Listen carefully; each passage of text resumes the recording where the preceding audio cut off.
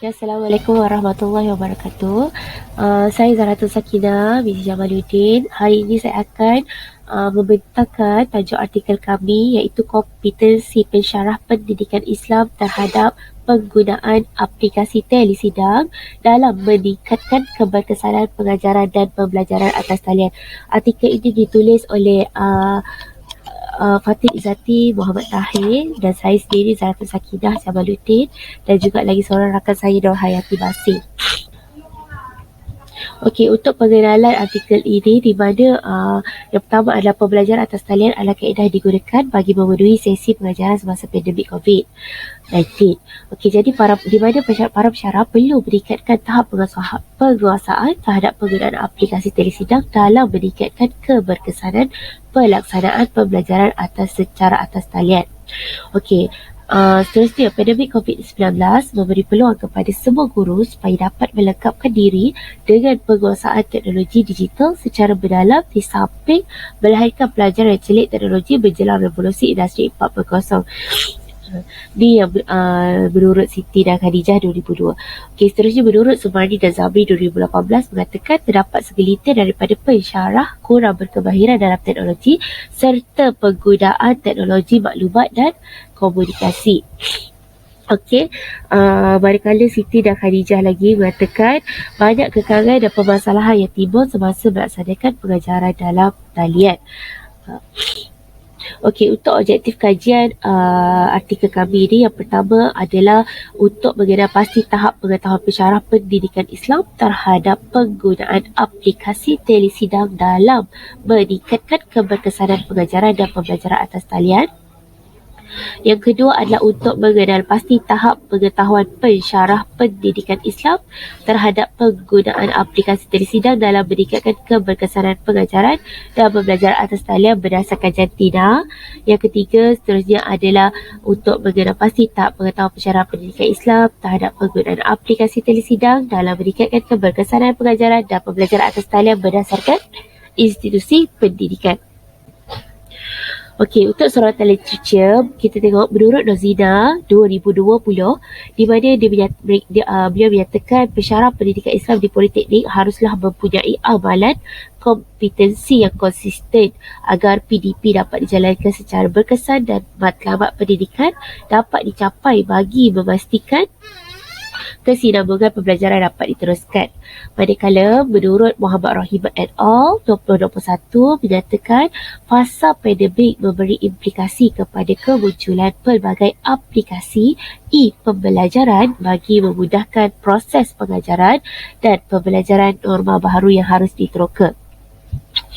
Seterusnya, Hamad dan Mahla 2020 mengatakan antara aplikasi yang menjadi pilihan para pensyarah di Politeknik bagi pembelajaran atas talian adalah seperti Zoom, Google Meet, Microsoft Teams dan Webex. Okey, seterusnya Munirah et al. 2020 mengatakan teknologi perlu menjadi rakan setia dalam proses pembelajaran di era digital. Okey, metodologi kajian kami gunakan iaitu kami telah jalankan kajian kuantitatif dengan menggunakan pendekatan kajian tinjauan. Lokasi kajian yang kami pilih melibatkan 3 politeknik di zon Borneo iaitu Politeknik Kuching Sarawak, Politeknik Mukah Sarawak dan Politeknik Kota Kinabalu Sabah. Kajian melibatkan 21 orang pensyarah pendidikan Islam. Okey, data soal sidik dikumpulkan melalui Google Form di mana dianalisis menggunakan Presian SPSS versi 26. Analisis data melibatkan analisis deskriptif iaitu frekuensi dan peratus dan analisis inferensi, Corbin, sisian piawai, ANOVA dan ujian T tidak bersandar. Okey, kita lihat pada dapatan kajian, tengok pada taburan demografi responden.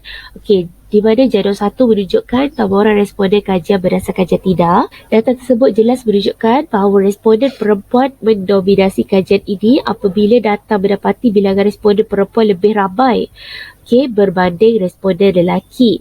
di mana yang perempuan 76.2% iaitu sampai 16 orang, di mana lelaki 23.3% iaitu 5 orang.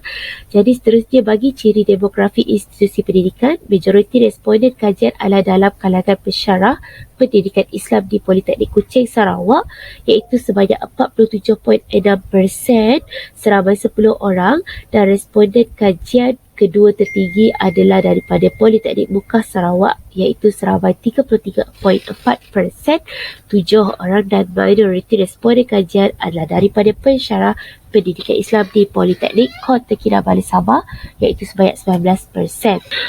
Okey, tahap pengetahuan pensyarah pendidikan Islam terhadap penggunaan aplikasi telesidang. Okey, berdasarkan jadual 2, pekaji dapat menyimpulkan bahawa tahap pengetahuan pensyarah pendidikan Islam terhadap penggunaan aplikasi telesidang bagi meningkatkan keberkesanan pengajaran, pembelajaran atas talian berada pada tahap tinggi dan positif. Hal ini jelas dapat dilihat berdasarkan purata B yang diperolehi.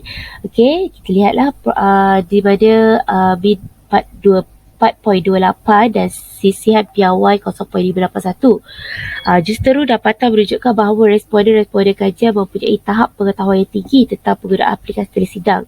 Ini menunjukkan penggunaan aplikasi telesidang seperti Google Meet dan Microsoft Teams adalah sesuai digunakan dalam proses pengajaran dan pembelajaran serta dapat membantu meningkatkan keberkesanan pengajaran dan pembelajaran atas talian. Seterusnya, lihat pula pada tahap pengetahuan pensyarah pendidikan Islam terhadap penggunaan aplikasi telesidang berdasarkan kajian tidak. Okey, berdasarkan jadual 3, kita menggunakan nilai T untuk mengetahui perbandingan tahap pengetahuan pensyarah mengikut jantida. Okey, secara kesimpulannya dapat ringkaskan di sini bahawa tahap pengetahuan pensyarah pendidikan Islam antara pensyarah lelaki dan perempuan adalah sama.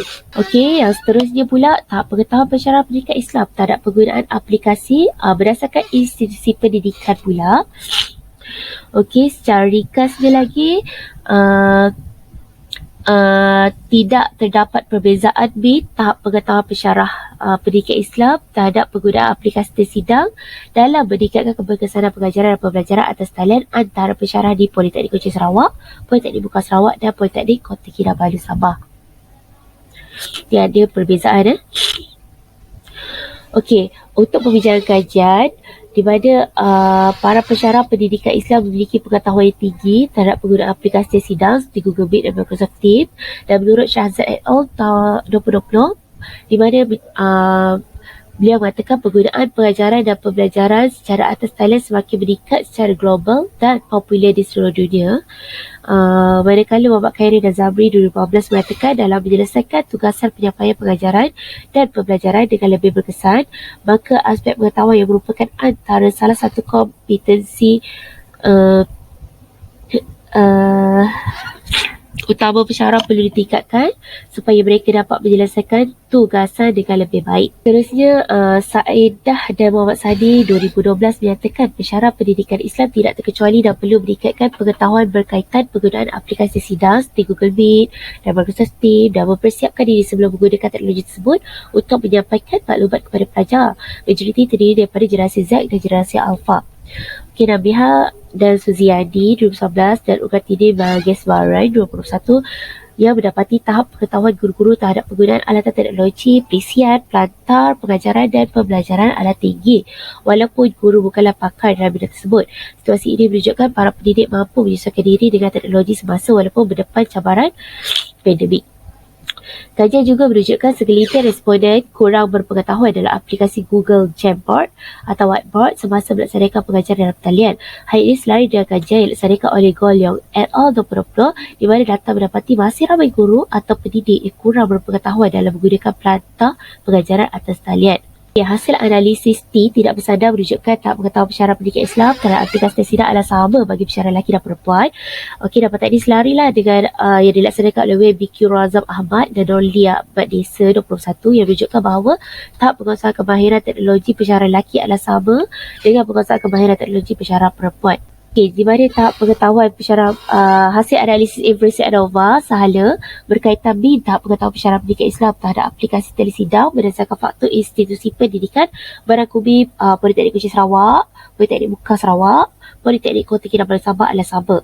Ini bermakna tahap pengetahuan pensyarah pendidikan Islam terhadap aplikasi sidang sama ketiga-tiga politeknik ini. Jadi data ini selari dengan kajian oleh Osman Ahmad Johan dan Luqman Diyanti 21 yang menunjukkan bahawa tidak ada perbezaan penggunaan ICT berdasarkan lokasi sekolah sama ada di bandar ataupun di luar bandar. So secara kesimpulannya, terdapat banyak aplikasi yang boleh digunakan oleh para pensyarah pendidikan Islam untuk menyampaikan pengajaran. Contohnya seperti aplikasi Google Meet dan Microsoft Teams. Okey, jadi kajian ini juga menunjukkan bahawa para pensyarah pendidikan Islam daripada tiga politeknik dari zon Borneo ni mempunyai tahap pengetahuan yang tinggi dalam penggunaan aplikasi telesidang Google Meet dan Microsoft Teams. Hal ini menunjukkan bahawa para pensyarah mempunyai kesedaran tentang keperluan pengajaran secara atas talian semasa pasca pandemik pada ketika ini. Tahap pengetahuan dan kesedaan pensyarah memainkan peranan yang penting agar pensyarah dapat membuat variasi dalam merancang strategi dan kaedah pengajaran dalam talian. Itu sahaja. Terima kasih. Sekian daripada saya. Assalamualaikum warahmatullahi wabarakatuh.